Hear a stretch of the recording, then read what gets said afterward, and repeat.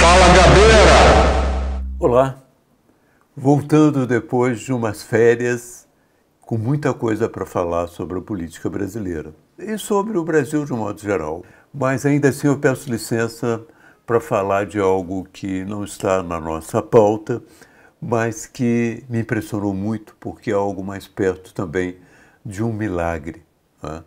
Eu nunca ao longo desse tempo vi algo tão parecido com um milagre como o que aconteceu com essas crianças lá na Colômbia. Elas sofreram, como vocês sabem, um desastre de avião. A mãe, o piloto e um líder indígena morreram. A mãe ficou 4 dias agonizando e as crianças sobreviveram durante 40 dias na selva amazônica. Uma selva com animais perigosos, uma selva onde chove às vezes 8, 10 horas por dia, e elas conseguiram sobreviver com 3 quilos de farinha e algumas frutas que elas comeram ali, frutas que talvez a gente tenha parecido aqui no Brasil, uma parecida com açaí, outra muito parecida com maracujá, e sobreviveram. Essas crianças são Huitutos, é uma etnia que também existe no Brasil. Aqui no Baixo Solimões, no meio de Solimões, existe, os Huitutos estão por aqui também. Eu, às vezes, fico pensando como é que foi possível esse milagre. Eu não quero rebaixá-lo tentando explicar causas materiais que podem explicar o que aconteceu. Mas eu acho que essas crianças vêm de uma etnia que foi muito perseguida. Durante o ciclo da borracha na Colômbia, os empreendedores da borracha invadiram a região, expulsaram os Huitutos, eles tiveram que se deslocar por muitos quilômetros na floresta para poder sobreviver em paz. Foram torturados, perseguidos, e essa história de sofrimento da etnia pode ter desenvolvido também neles uma capacidade muito especial de resistência. Tanto que eles, lá na Colômbia, eles desenvolvem um trabalho de agricultura com 56 plantas diferentes, muitas delas voltadas para alimentação. Portanto, a menina, a Leslie, era a mais velha, de 13 anos. Ela conseguiu fazer com que o grupo sobrevivesse, possivelmente com os conhecimentos que ela já tinha obtido na sua relativamente longa, eu digo relativamente longa, em relação aos outros. Uma tinha 9, o outro tinha 5 e o Cristin tinha apenas 1 ano de idade. Então, ela conseguiu, com 3 quilos de farinha, de mandioca, e com essas frutas sobreviver. Eu acredito, lendo a história, né, eu não quero, mais uma vez, eu não quero rebaixar o milagre, pelo contrário, eu quero agradecer por ter tido a possibilidade de ver essa história na minha vida, mas eu acho que os Huitutos também têm um costume, eles têm uma prática de comer algumas larvas que dão nos palmiteiros, nas pupunheiras.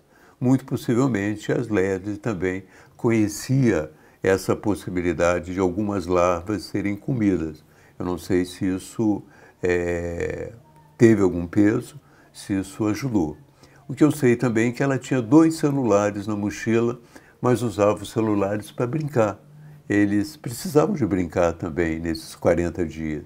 E durante um momento eles tiravam os celulares para brincar. Eles tinham 2 garrafas de plástico vazias e usavam também para pegar a água do rio. Ali, possivelmente, como a região de Gravetá, possivelmente o grande rio era o Gravetá. E é interessante dizer que esse rio corre no Brasil também. Ele vem da Colômbia e corre no Brasil, onde ele se chama Japurá, na Amazônia. Portanto, essa história dos Huitutos, dessas crianças heroínas, né, essas crianças que sobreviveram na selva, é uma história de indígenas que existem no Brasil e uma história da Amazônia. A Amazônia que existe também como uma unidade produzida pelo próprio curso dos rios. Aquele rio que vem da Colômbia, ele só muda de nome no Brasil, mas é o mesmo rio. Essas etnias também apesar de haver diferenças idiomáticas, pequenas diferenças idiomáticas, também são as mesmas que existem aqui. E mais ainda, os indígenas colombianos vivem uma situação muito semelhante à situação que vivem os brasileiros. Vocês sabem que na Colômbia, antes da Constituição de 1991, no Brasil, a Constituição foi de 1988. Mas ambas as constituições resolveram adotar o direito dos índios às suas terras, o direito dos índios à sua cultura, o direito dos índios às suas religiões. E na Colômbia até 1991, e no Brasil até 1988, isso não era reconhecido. Os indígenas colombianos viviam em resguardos, áreas que eles poderiam sobreviver. Mas a política colombiana era uma política parecida com os ideais do Bolsonaro, que era o seguinte: a Colômbia é um só país, fala-se um só idioma, que é o castelhano, e tem-se uma só religião, que é a religião católica. Com a Constituição de 1991, o que aconteceu no Brasil em 1988, os indígenas da Colômbia passaram a ter seus direitos assegurados e a Colômbia passou a ser considerada por si própria, né, passou a se autodefinir como um país multiétnico. Portanto, essa história tem muita relação com o Brasil, porque, na verdade, a Amazônia ela não respeita muito essas fronteiras. E os indígenas que vivem na Amazônia também não respeitam tanto as fronteiras. Vocês veem, por exemplo, que há indígenas dessa mesma etnia na Colômbia, existe muito possivelmente no Peru, porque ali no Putumayo existe também essa etnia e possivelmente muito próximo do Peru. Esse episódio me inspirou a avançar um pouco mais no conhecimento dos Uitutos e quem sabe um dia eu possa ir ao Médio Solimões, lá na barreira dos indígenas, fazer um trabalho sobre eles, tentar entender mais, não o milagre, mas tentar entender um pouco melhor essa etnia, de onde surgiu esse milagre da Leslie, da Solene, do Tian, do Tien, do Cristin, essas crianças que sobreviveram 40 dias na floresta nessas circunstâncias. Uma floresta tão hostil que ali foi construída uma penitenciária sem muros, porque não havia para onde fugir. Quem tentasse fugir estaria praticamente caindo numa situação de morte. Portanto, é importante que a gente compreenda que no período da nossa vida, nós que somos tão realistas, nós que somos tão pragmáticos, que somos tão cartesianos, nós conseguimos, pelo menos, acompanhar a passagem de um milagre. Aqui no Brasil, eu queria falar sobre um tema muito rapidamente, porque eu vou voltar a falar dele, mas na quinta-feira, dia 22, portanto, dentro de uma semana, começa o julgamento do Jair Bolsonaro no Tribunal Superior Eleitoral. A tendência é de julgamento desfavorável a ele, isto é, por possivelmente 6 votos contra 1, ou 7-0, mas eu suponho que sejam 6 votos contra 1, o Bolsonaro vai ser considerado inelegível por 8 anos. Ora, isso é uma decisão histórica do ponto de vista dos próximos anos brasileiros. Isso significa que o Bolsonaro estará fora das próximas eleições.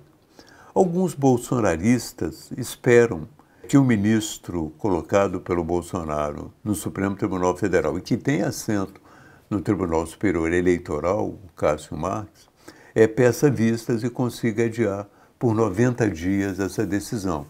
Mas outros, mais realistas, preferem que ele vote para que essa situação seja resolvida logo. O processo no qual o Bolsonaro está sendo julgado é um processo instaurado depois que ele chamou embaixadores no Palácio para falar mal das urnas eletrônicas brasileiras, falar mal da segurança das urnas eletrônicas brasileiras.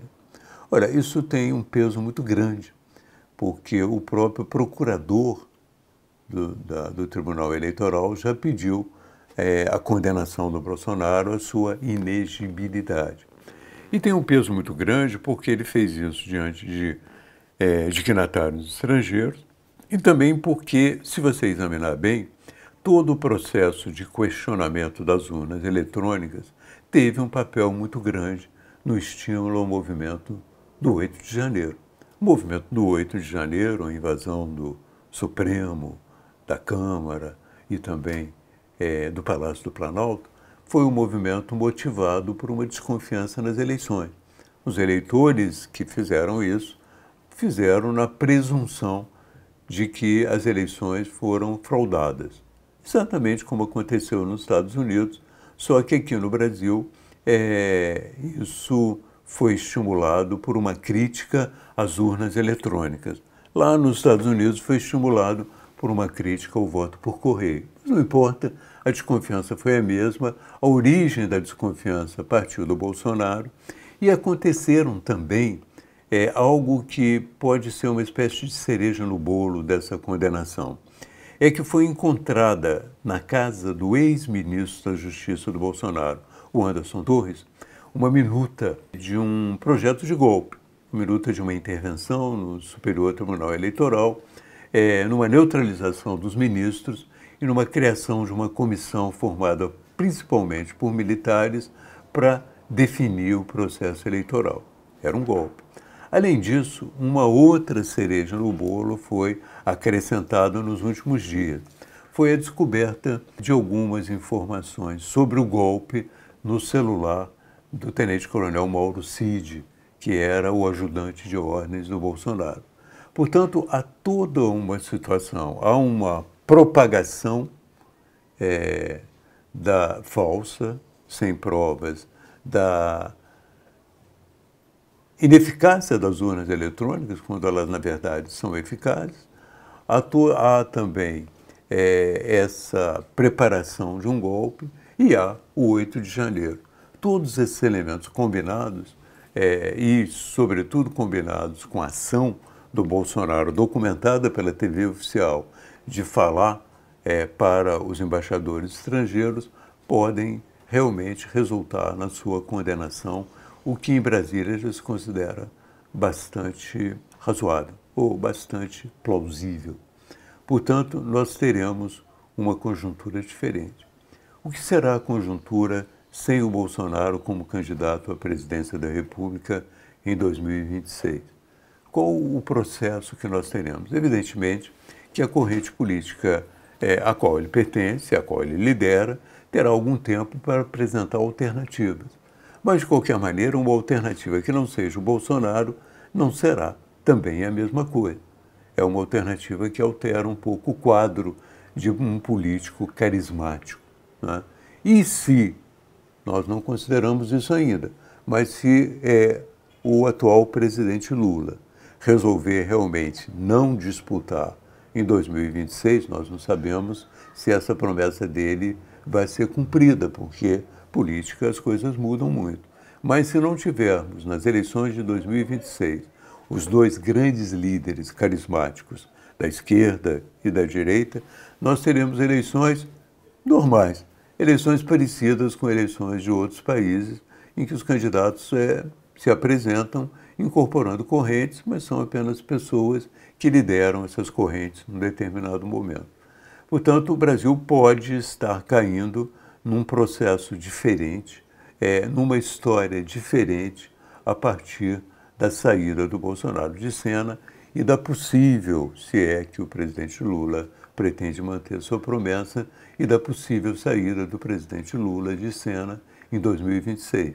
Nós teremos certamente um país diferente, e essa semana que eu estou mencionando, a semana que começa com o julgamento, ou melhor, a semana que terá o julgamento do Bolsonaro na quinta-feira, essa semana realmente pode entrar para a história, pode ser um marco nas mudanças políticas do Brasil.